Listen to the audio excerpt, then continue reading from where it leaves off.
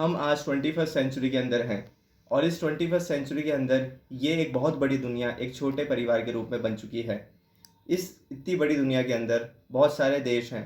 एक देश दूसरे देश से अपने रिलेशनशिप इस्टेब्लिश करता है थ्रू देयर गवर्नमेंट्स।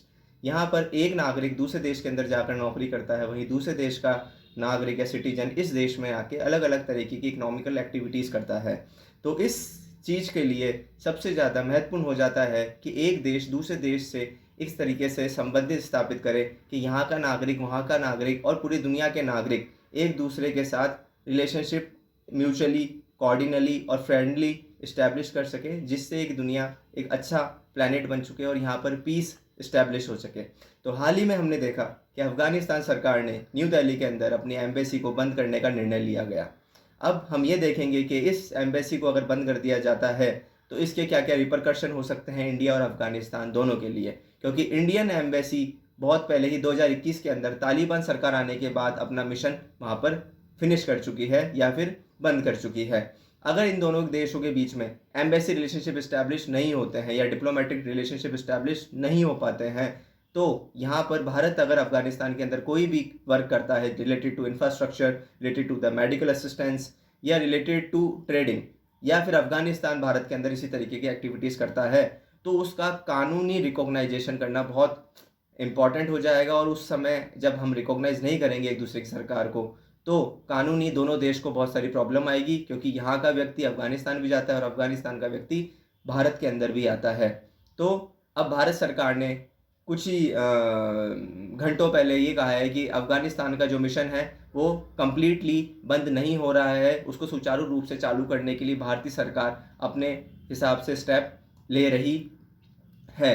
अब देखिए ये जो एम्बेसीज़ हैं, ये कंसुलेट्स हैं जो अलग अलग देश के अंदर अलग अलग जगहों पर ये काम कर रहे हैं, इनको चालू करने के लिए दोनों देशों को संबंध स्थापित करना बहुत ज़्यादा महत्वपूर्ण है। और भारत और अफगानिस्तान दोनों ही इस विषय के अंदर अच्छी तरीके से कार्य कर रहे हैं, क्योंकि आपको पता होना चाहिए 2021 के अंदर तालिबान सरकार ने वहाँ की जो सरकार थी उसको उखाड़ कर फेंक दिया और अपनी गवर्नमेंट को इस्टेब्लिश कर लिया। अब भारत ने कुछ महीने पहले तालिबान सरकार को डी फैक्टो रिकॉग्नाइजेशन दे दिया है, पर अभी भी वहाँ की सरकार को डी जॉ रिकॉग्नाइजेशन नहीं मिल पाया है। डी फैक्टो रिकॉग्नाइजेशन का मतलब है हम तालिबान सरकार को कहीं ना कहीं मानते हैं, उनको मान्यता प्राप्त दे रहे हैं, पर पूरी तरीके से अभी तक उस सरकार को मान्यता नहीं दी गई है। तो हम देखेंगे कि एम्बेसीज और कंसुलेट्स किस प्रकार से अपने अपने रोल निभा रहे हैं अलग अलग देशों और दुनिया के अंदर। और अगर ये एम्बेसीज और कंसुलेट्स और डिप्लोमेटिक रिलेशनशिप एक देश के साथ या दूसरे देश के साथ अगर टूटती है तो आप देखिए उसके कितने बड़े रिपरकशन हो सकते हैं वहाँ के नागरिकों को, वहाँ के जो इंटरनेशनल इंस्टीट्यूशंस हैं उनको। तो अब अगर भारत और अफगानिस्तान दोनों के बीच में इस्टेब्लिशमेंट पॉलिटिकल रिलेशन और डिप्लोमेटिक रिलेशनशिप इस्टेब्लिश होते हैं डी जॉर, तो भारत के लिए इसके क्या रिपरकशन हो सकते हैं। डी जॉर रिकॉग्नाइजेशन तालिबान सरकार को देने का मतलब है कि तालिबान सरकार की जितनी भी गतिविधियां हैं भारत उसको पॉलिटिकली और डिप्लोमेटिकली रिकॉग्नाइज कर रहा है। ठीक है, हमने तालिबान सरकार से ह्यूमन राइट्स अब्यूज़ पर रिलेशनशिप इस्टेब्लिश नहीं करे हैं। हमने तालिबान सरकार से टेररिस्ट एक्टिविटीज़ में वो लामबंद रहते हैं, इसलिए हमने उनके साथ रिलेशनशिप इस्टेब्लिश नहीं कर रखे हैं।